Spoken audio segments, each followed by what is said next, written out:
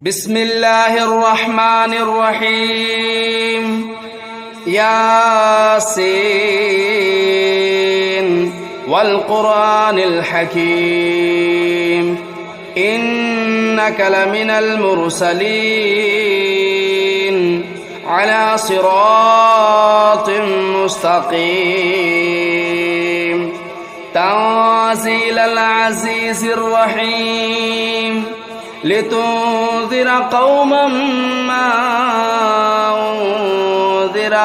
آباؤهم فهم غافلون لقد حق القول على أكثرهم فهم لا يؤمنون إنا جعلنا في أعناقهم أغلالا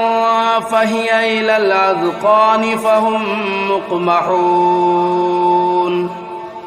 وجعلنا من بين أيديهم سدا ومن خلفهم سدا فأغشيناهم فهم لا يبصرون وسواء عليهم أنذرتهم أم لم تنذرهم لا يؤمنون إنما تنذر من اتبع الذكر وخشي الرحمن بالغيب فبشره بمغفرة وأجر كريم إنا نحن نحيي الموتى ونكتب ما قدموا وآثارهم وكل شيء أحصيناه في إمام مبين واضرب لهم مثلا أصحاب القرية إذ جاءها المرسلون إذا أرسلنا إليهم اثنين فكذبوهما فعززنا بثالث فقالوا إنا إليكم مرسلون قالوا ما أنتم إلا بشر مثلنا وما أنزل الرحمن من شيء إن أنتم إلا تكذبون قالوا ربنا يعلم إنا إليكم لمرسلون وما علينا إلا البلاغ المبين قالوا إنا تطيرنا بكم لئن لم تنتهوا لنرجمنكم وليمسنكم منا عذاب أليم قالوا طائركم معكم أئن ذكرتم بل أنتم قوم مسرفون وجاء من أقصى المدينة رجل يسعى قال يا قوم اتبعوا المرسلين اتبعوا من لا يسألكم أجرا وهم مهتدون وما لي لا أعبد الذي فطرني وإليه ترجعون أتخذوا من دونه آلهة إن يردني الرحمن بضر لا تغن عني شفاعتهم شيئا ولا ينقذون إني إذا لفي ضلال مبين إني آمنت بربكم فاسمعون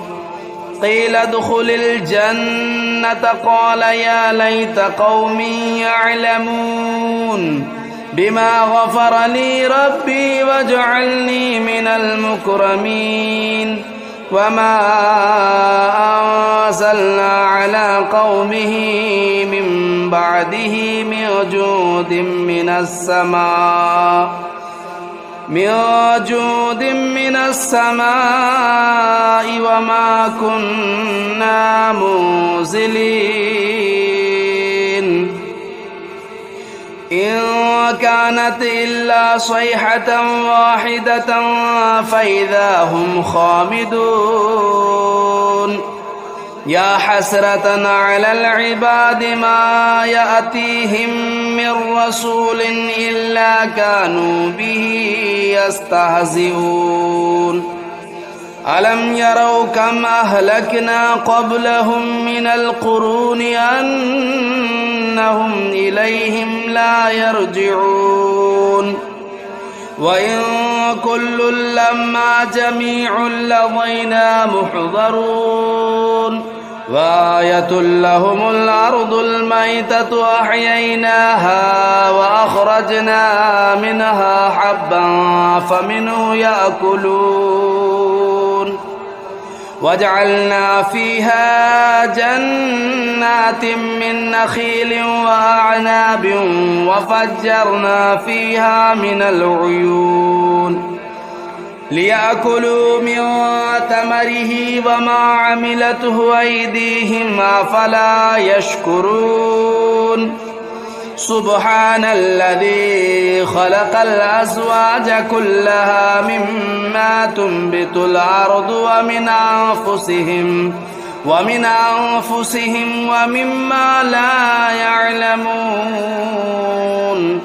وآية لهم الليل نسلخ منه النهار فإذا هم مظلمون والشمس تجري لمستقر لها ذلك تقدير العزيز العليم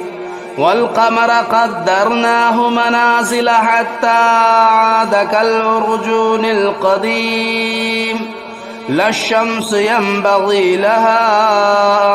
أن تدرك القمر ولا الليل سابق النهار وكل في فلك يسبحون وآية لهم أنا حملنا ذريتهم في الفلك المشحون وخلقنا لهم من مثله ما يركبون وإن نشأ نغرقهم فلا صريخ لهم ولا هم ينقذون إلا رحمة منا ومتاعا إلى حين وإذا قيل لهم اتقوا ما بين أيديكم وما خلفكم لعلكم ترحمون وما تأتيهم من آية من آيات ربهم إلا كانوا عنها معرضين وإذا قيل لهم أنفقوا مما رزقكم الله قال الذين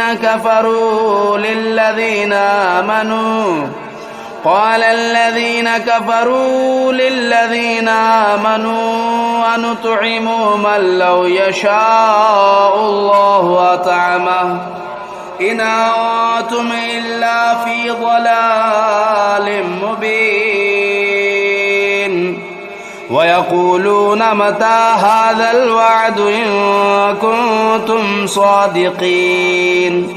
ما ينظرون إلا صيحة واحدة تأخذهم وهم يخصمون فلا يستطيعون توصية ولا إلى أهلهم يرجعون ونفخ في الصور فإذا هم من الأجداث إلى ربهم ينسلون قالوا يا ويلنا من بعثنا من مرقدنا هذا ما وعد الرحمن وصدق المرسلون كانت إلا صيحة واحدة فإذا هم جميع لدينا محضرون فاليوم لا تظلم نفس شيئا ولا تجزون إلا ما كنتم تعملون إن أصحاب الجنة اليوم في شغل فاكهون هم وأزواجهم في ظلال على الأرائك متكئون لهم فيها فاكهة ولهم ما يدعون سلام قولا من رب رحيم وامتازوا اليوم أيها المجرمون ألم أعهد إليكم يا بني آدم ألا تعبدوا الشيطان إنه لكم عدو مبين وأن اعبدوني هذا صراط مستقيم ولقد أضل منكم جبلا كثيرا أفلم تكونوا تعقلون هذه جهنم التي كنتم توعدون اصلوها اليوم بما كنتم تكفرون اليوم نختم على أفواههم وتكلمنا أيديهم وتشهد أرجلهم بما كانوا يكسبون ولو نشاء لطمسنا على أعينهم فاستبقوا الصراط فأنى يبصرون ولو نشاء لمسخناهم على مكانتهم فما استطاعوا مضيا ولا يرجعون ومن نعمره ننكسه في الخلق أفلا يعقلون وما علمناه الشعر وما ينبغي له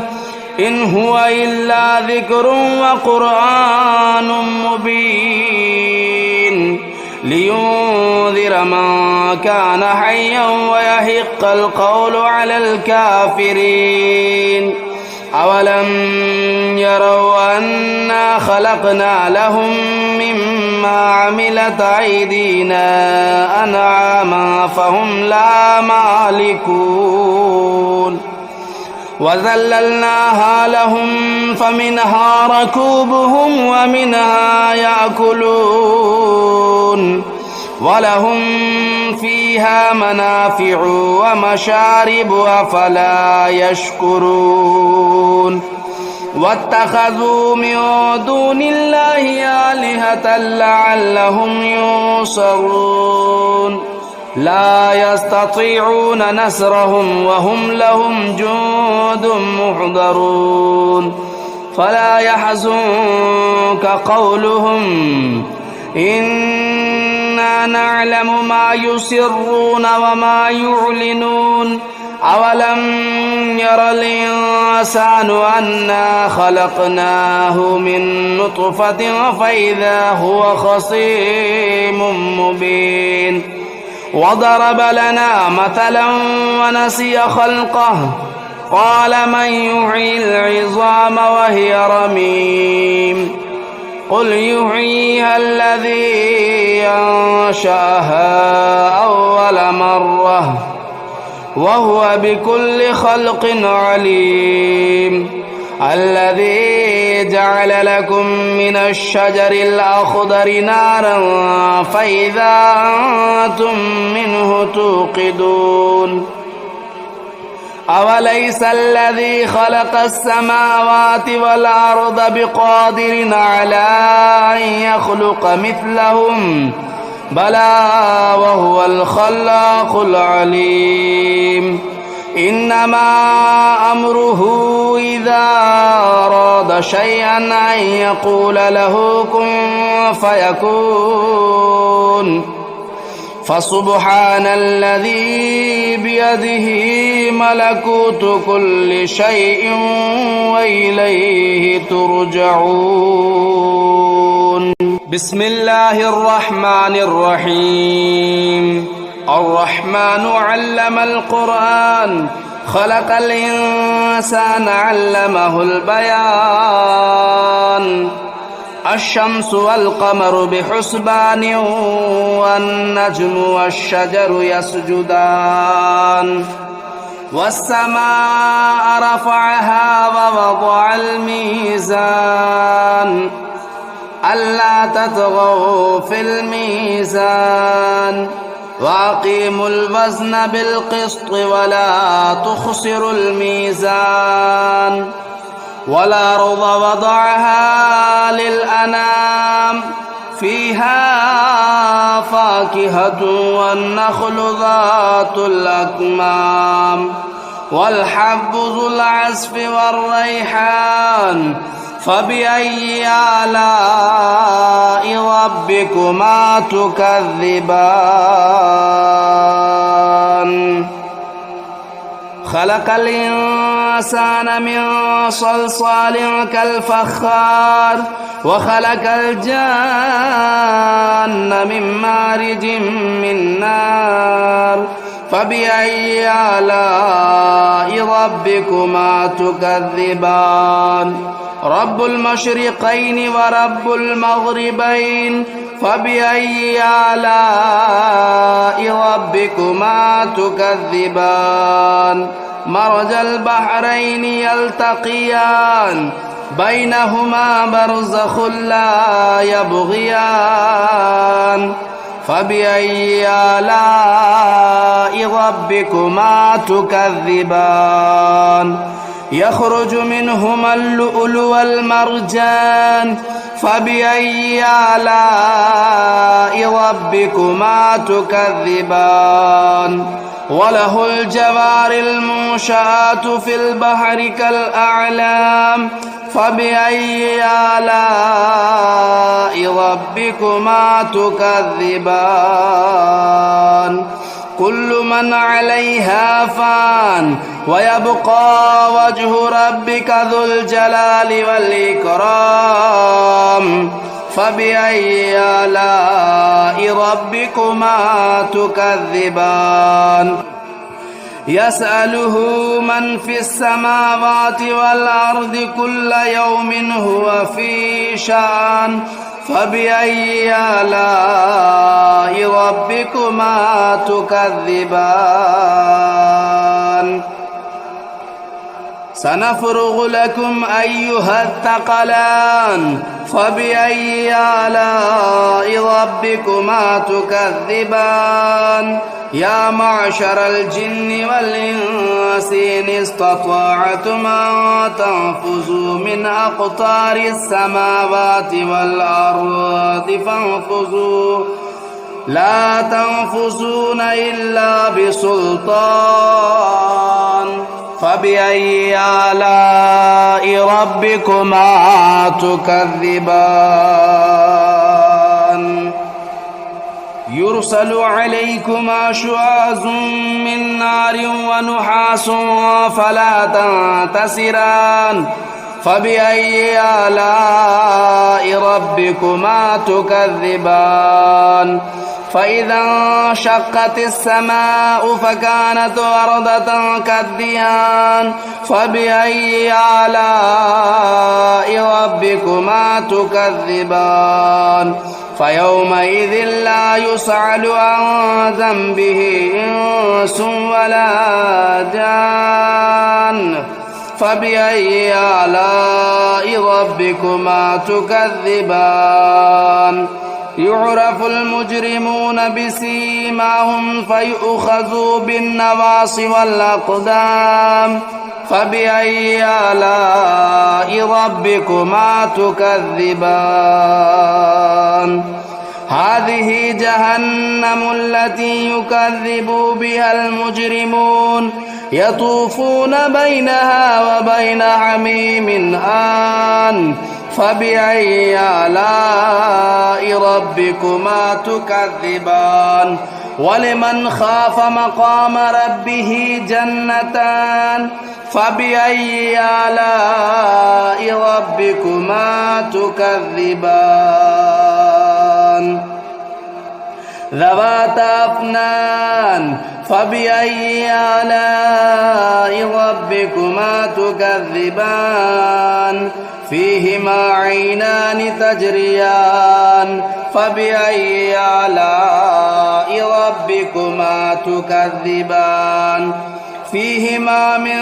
كل فاكهة زوجان فبأي آلاء ربكما تكذبان متكئين على فرش بطائنها من استبرق وجنى الجنتين دان فبأي آلاء ربكما تكذبان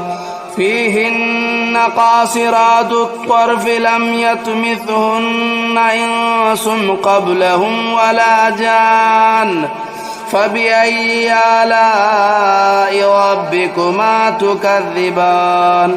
كأنهن الياقوت والمرجان فبأي آلاء ربكما تكذبان هل جزاء الإحسان إلا الإحسان فبأي آلاء ربكما تكذبان ومن دونهما جنتان فبأي آلاء ربكما تكذبان مدهامتان فبأي آلاء ربكما تكذبان فيهما عينان نضاختان فبأي آلاء ربكما تكذبان فيهما فاكهة والنخل والرمان فبأي آلاء ربكما تكذبان فيهن خيرات حسان فبأي آلاء ربكما تكذبان حور مقصورات في الخيام فبأي آلاء ربكما تكذبان لم يطمثهن إنس قبلهم ولا جان فبأي آلاء ربكما تكذبان متكئين على رفرف خضر وبخري حسان فبأي آلاء ربكما تكذبان تبارك اسم ربك ذو الجلال والإكرام بسم الله الرحمن الرحيم تبارك الذي بيده الملك وهو على كل شيء قدير الذي خلق الموت والحياة ليبلوكم أيكم أحسن عملا وهو العزيز الغفور الذي خلق 7 سماوات طباقا ما ترى في خلق الرحمن من تفاوت فارجع البصر هل ترى من فطور ثم ارجع البصر كرتين ينقلب إليك البصر خاسئا وهو حسير ولقد زينا السماء الدنيا بمصابيح وجعلناها رجوما للشياطين وأعتدنا لهم عذاب السعير وللذين كفروا بربهم عذاب جهنم وبئس المصير إذا ألقوا فيها سمعوا لها شهيقا وهي تفور تكاد تميز من الغيظ كلما ألقي فيها فوج سألهم خزنتها ألم يأتكم نذير قالوا بلى قد جاءنا نذير فكذبنا وقلنا ما نزل الله من شيء إن أنتم إلا في ضلال كبير وقالوا لو كنا نسمع أو نعقل ما كنا في أصحاب السعير فاعترفوا بذنبهم فسحقا لأصحاب السعير إن الذين يخشون ربهم بالغيب لهم مغفرة وأجر كبير وأسروا قولكم أو اجهروا به إنه عليم بذات الصدور ألا يعلم من خلق وهو اللطيف الخبير هو الذي جعل لكم الأرض ذلولا فامشوا في مناكبها وكلوا من رزقه وإليه النشور أأمنتم من في السماء أن يخسف بكم الأرض فإذا هي تمور أم أمنتم من في السماء أن يرسل عليكم حاصبا فستعلمون كيف نذير ولقد كذب الذين من قبلهم فكيف كان نكير أولم يروا إلى الطير فوقهم صافات ويقبضن ما يمسكهن إلا الرحمن إنه بكل شيء بصير أمن هذا الذي هو جند لكم ينصركم من دون الرحمن إن الكافرون إلا في غرور أمن هذا الذي يرزقكم إن أمسك رزقه بل لجوا في عتو ونفور أفمن يمشي مكبا على وجهه أهدى أمن يمشي سويا على صراط مستقيم قل هو الذي أنشأكم وجعل لكم السمع والأبصار والأفئدة قليلا ما تشكرون قل هو الذي ذرأكم في الأرض وإليه تهشرون ويقولون متى هذا الوعد إن كنتم صادقين قل إنما العلم عند الله وإنما أنا نذير مبين فلما رأوه زلفة سيئت وجوه الذين كفروا وقيل هذا الذي كنتم به تدعون قل أرأيتم إن أهلكني الله ومن معي أو رحمنا فمن يجير الكافرين من عذاب أليم قل هو الرحمن آمنا به وعليه توكلنا فستعلمون من هو في ضلال مبين قل أرأيتم إن أصبح ماؤكم غورا فمن يأتيكم بماء معين